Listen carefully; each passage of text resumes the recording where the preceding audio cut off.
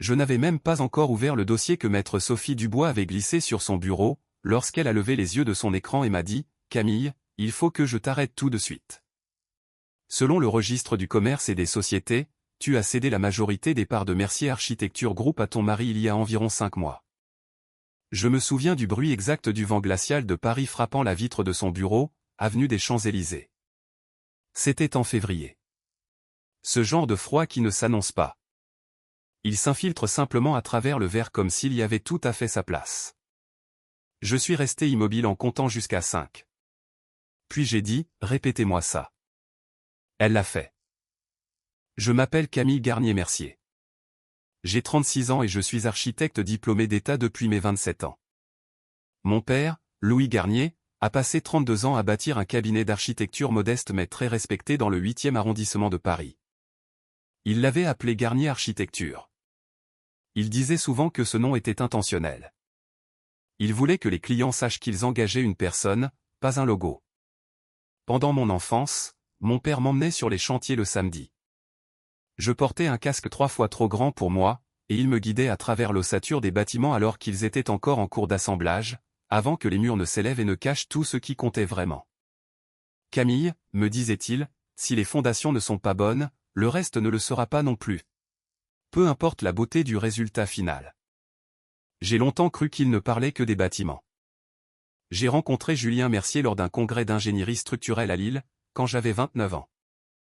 Il était brillant, drôle de façon subtile, et il parlait des structures porteuses de la même manière que je parlais de la lumière naturelle, comme d'une chose qu'il aimait profondément. Nous nous sommes mariés 18 mois plus tard lors d'une cérémonie intime dans un domaine viticole près de Saint-Émilion.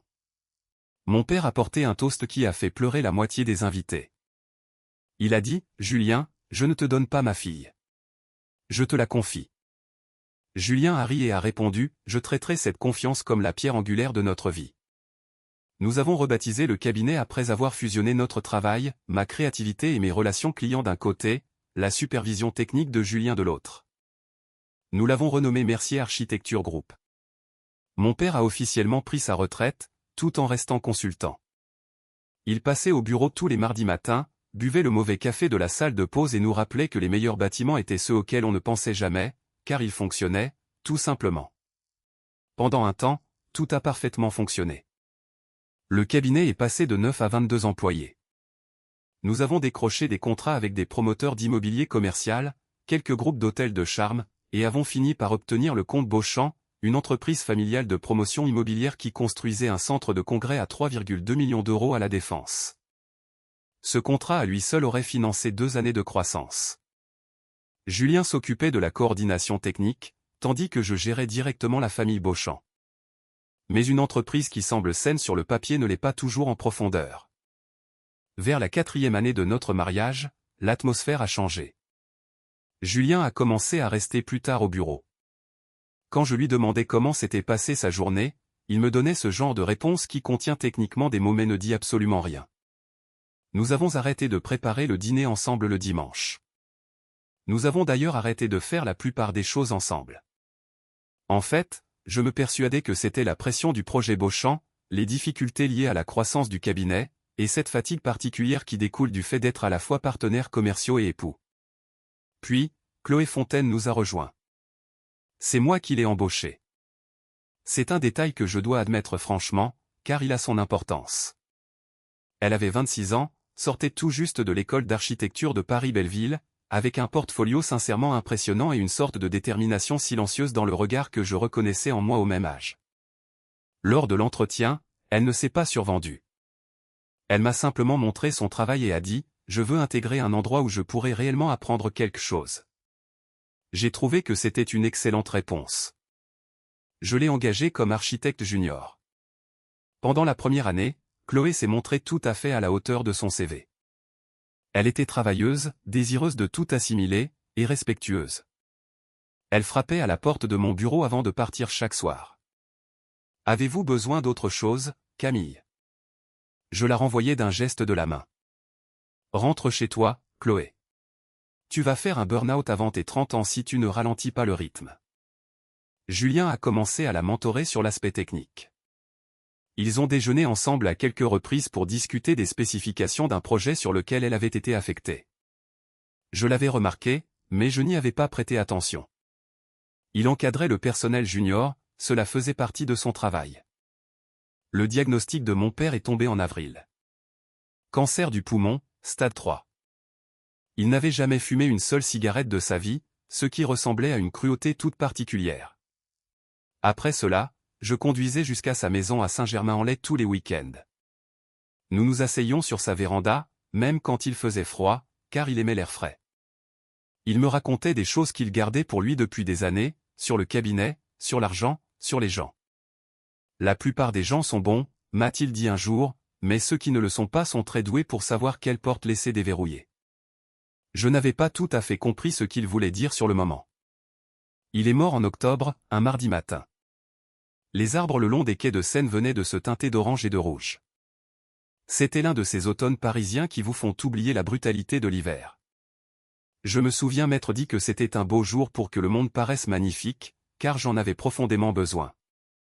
Julien se tenait à mes côtés lors des funérailles. Il m'a tenu la main et a dit « Je suis là, je veille sur toi ». Et je l'ai cru. Quand on est en deuil et que la personne à vos côtés vous dit cela, on s'accroche à ces mots sans les analyser. On a désespérément besoin qu'ils soient vrais. 3 mois plus tard, maître Sophie Dubois, qui était l'avocate de mon père depuis près d'une décennie, m'a appelé pour fixer un rendez-vous. Elle devait m'expliquer les documents de succession de Louis. Il m'avait légué ses parts dans la propriété intellectuelle originale de Garnier Architecture, un bien immobilier commercial locatif dans le Marais, et un compte-titres. En tout, un peu moins de 8,5 millions d'euros. J'ai conduit jusqu'à son cabinet un jeudi après-midi, me suis garé dans le parking souterrain près de la rue de Rivoli, et j'ai pris l'ascenseur. Sophie était déjà à son bureau, lunettes de lecture sur le nez, un bloc-notes jaune à côté de son ordinateur portable. Elle connaissait mon père depuis avant même mon entrée à l'école maternelle. Elle m'a serré la main et a dit « C'était un homme bon, Camille ». J'ai répondu « Oui, il l'était ».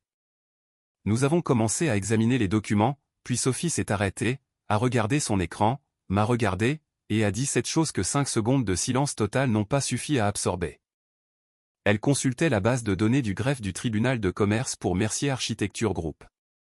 Et là où mon nom apparaissait auparavant en tant qu'actionnaire majoritaire à 51%, une répartition que nous avions maintenue depuis la fusion, il était désormais écrit tout autre chose, Julien Mercier 70%, Camille Mercier 30%.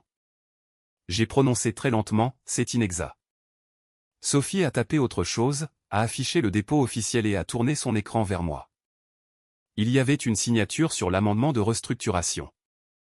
Une attaque douce, le C majuscule légèrement penché en arrière. Ma signature, celle que j'utilisais depuis le lycée. Mes mains sont devenues glacées. J'ai repensé à chaque pile de documents que Julien m'avait tendus avec un stylo déjà débouchonné. Au nombre incalculable de fois où j'avais signé des papiers tout en étant au téléphone avec un client, en répondant à un email, ou pendant que mon père était à l'hôpital et que mon cerveau fonctionnait avec 4 heures de sommeil. Anéanti par l'épuisement si particulier de voir quelqu'un que l'on aime s'éteindre à petit feu. Sophie m'a dit de respirer. Elle m'a assuré qu'elle allait extraire l'historique complet des dépôts. Elle m'a ordonné de ne pas contacter Julien. Elle m'a dit de rentrer chez moi et d'agir normalement. Elle l'a dit avec le détachement clinique des médecins, comme si elle avait déjà donné cette instruction de nombreuses fois. Quoi que tu ressentes en ce moment, Camille, garde-le pour toi jusqu'à ce que nous sachions exactement à quoi nous avons affaire. À l'instant où il saura que tu sais, les règles du jeu changeront. J'ai hoché la tête. Sur le chemin du retour, j'ai conduit dans la mauvaise voie sur le boulevard périphérique pendant près d'1 kilomètre avant de m'en rendre compte. Ce soir-là, Julien avait préparé des pâtes, une chose qu'il avait l'habitude de faire au début de notre mariage et qu'il n'avait pas faite depuis des années. Il avait mis de la musique dans la cuisine. Il avait l'air détendu, d'une manière qui m'a soulevé le cœur. J'ai posé mon sac et lui ai dit que j'étais fatigué par mon rendez-vous. Il a répondu, bien sûr, c'est une période difficile. Il a posé une assiette devant moi, j'ai mangé avec ma fourchette sans dire un mot. Le lendemain matin, j'ai appelé Inès Rousseau, notre directrice financière. Elle travaillait pour le cabinet depuis 6 ans, soit plus longtemps que la majorité de notre personnel. Elle était méthodique, comme seuls peuvent l'être les comptables qui s'investissent vraiment. Elle vérifiait tout 3 fois, non pas parce qu'on le lui demandait, mais parce que l'idée même qu'une erreur puisse exister dans ces tableaux la blessait personnellement. Je lui ai dit que j'avais besoin de revoir l'historique des paiements des fournisseurs des 2 dernières années, et plus particulièrement tout ce qui concernait les contrats de consultants externes. Je lui ai précisé que cela devait rester entre nous. Elle m'a rappelé à 16 heures.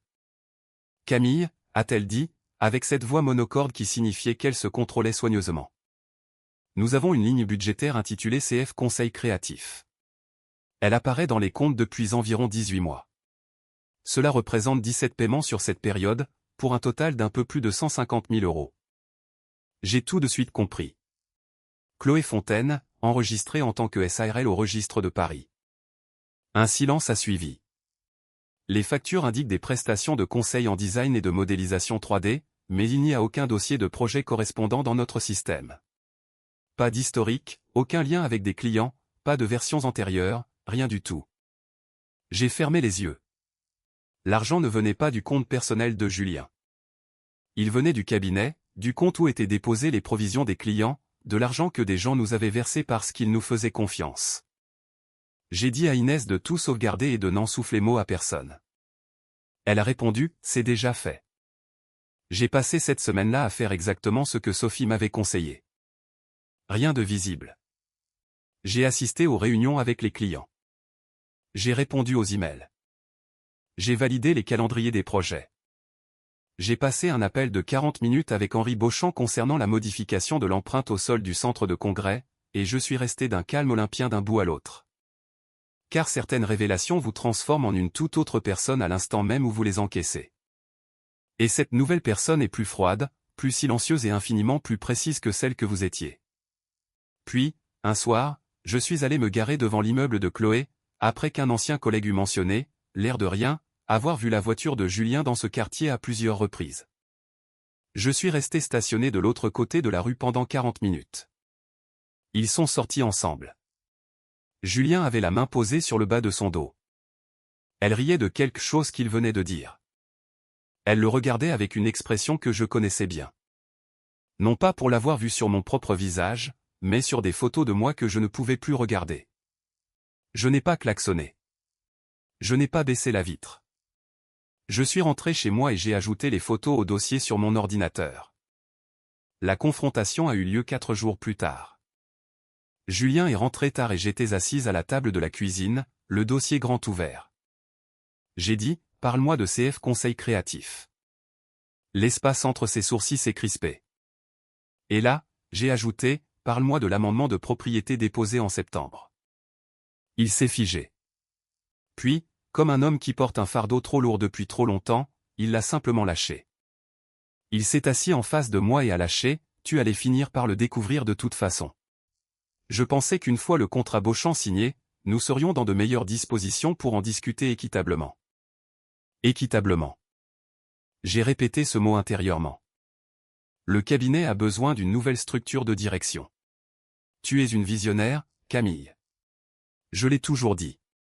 Mais les décisions commerciales, le poids structurel, c'est moi qui les porte. Cette restructuration ne fait que refléter la véritable division du travail.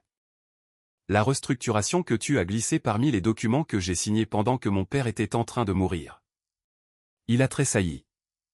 Un petit sursaut furtif, et c'était passé. Et Chloé, ai-je ajouté. Il a baissé les yeux vers la table. Je l'aime. Je ne sais pas vraiment ce que j'attendais de lui, mais entendre ce mot m'a fait l'effet d'une douche glacée. Pas parce que ça me faisait mal comme ça l'aurait fait 2 ans auparavant, mais parce que j'ai réalisé, assise là, que j'assistais à la fin de ce mariage depuis très longtemps, et que je n'avais fait que réinterpréter les preuves. Il m'a ensuite expliqué qu'il contrôlait la relation avec les Beauchamp, qu'il était le contact principal du chef de projet d'Henri depuis plusieurs mois. Il m'a dit que si je contestais le changement de propriété, il pourrait rendre la situation avec les Beauchamp très compliquée. Il n'a pas utilisé le mot chantage. Il n'en avait pas besoin. Je te demande d'être pragmatique, a-t-il lancé. J'ai regardé cet homme, celui qui avait cité le toast de mon père à notre mariage. J'ai dit, j'ai besoin de quelques jours pour réfléchir. Il a cru que ça voulait dire qu'il avait gagné. Ce que ça voulait dire, c'est que j'étais déjà en train de réfléchir à la suite.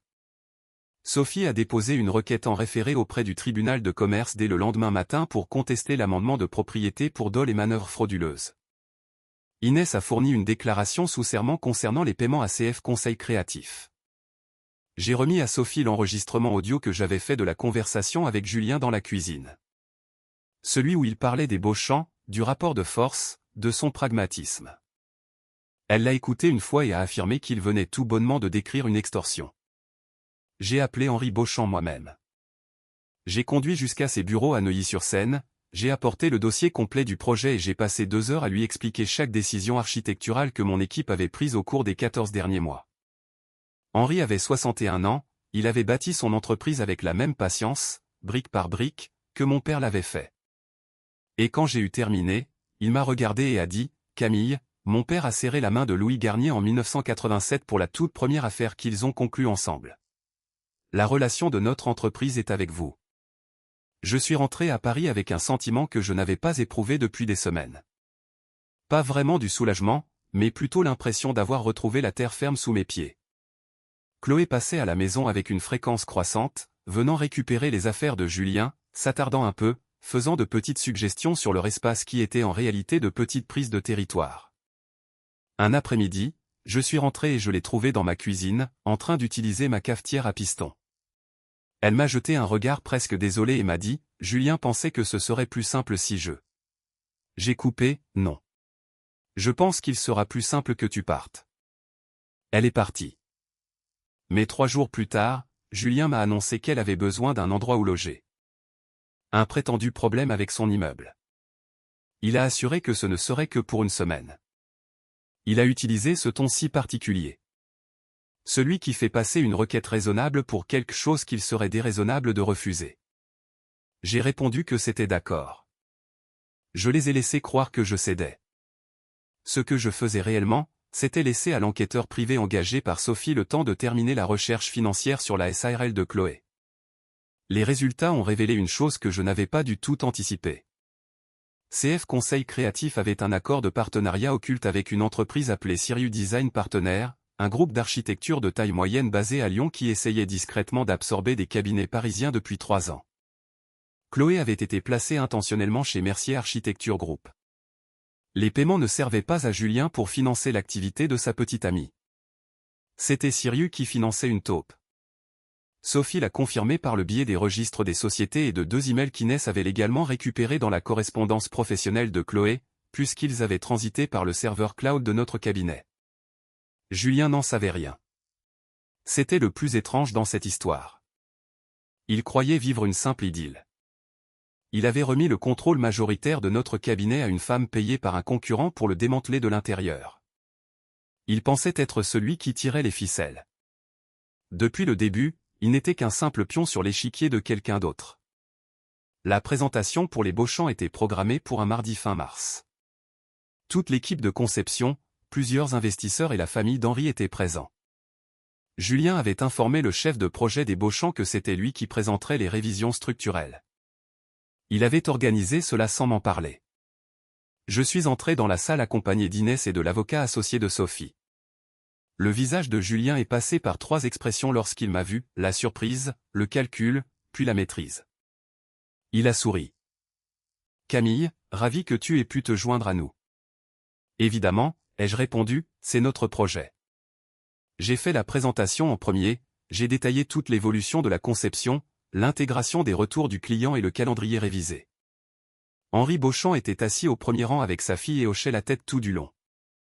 Quand Julien a tenté de m'interrompre lors d'une transition naturelle sur les révisions structurelles qui avaient impacté la direction du projet, je l'ai laissé parler pendant 40 secondes, puis j'ai déclaré, en réalité, Henri. Il y a quelque chose que je souhaite partager avec toute l'assistance, dans un souci de totale transparence. L'associé de Sophie avait déjà coordonné l'action avec le tribunal. L'amendement de propriété faisait l'objet d'une contestation officielle. L'affiliation de Sirius Design avec CF Conseil Créatif figurait dans le dossier que j'ai distribué. Inès a exposé les irrégularités financières en 4 minutes, avec ce ton propre aux comptables qui se sont préparés pendant des semaines, clairement, sans aucun mélodrame, et sans élever la voix une seule fois. Henri Beauchamp a posé sa copie des documents sur la table et a fixé Julien pendant un long moment. Julien s'est défendu, tout ceci est sorti de son contexte. Henri lui a répondu calmement, « Je crois que vous devriez quitter mon bureau. » Sur le parking, Julien m'a attrapé le bras. Il respirait fort. Il a dit des choses que je ne répéterai pas ici. Deux des associés d'Henri se trouvaient à proximité et ont été témoins de la scène. J'ai tout documenté, comme Sophie m'avait appris à toujours le faire. La justice a été lente, comme elle l'est toujours, mais elle a suivi son cours. L'amendement de propriété a été annulé 6 mois plus tard pour dol et manœuvres frauduleuses. L'affaire de fraude financière, de détournement des fonds du cabinet et de complot lié à l'infiltration de Sirius a pris plus de temps. Chloé a négocié une peine allégée en plaidant coupable. Julien a refusé, et cela lui a coûté considérablement plus cher. Les travaux du centre de congrès Beauchamp ont débuté en novembre de l'année suivante.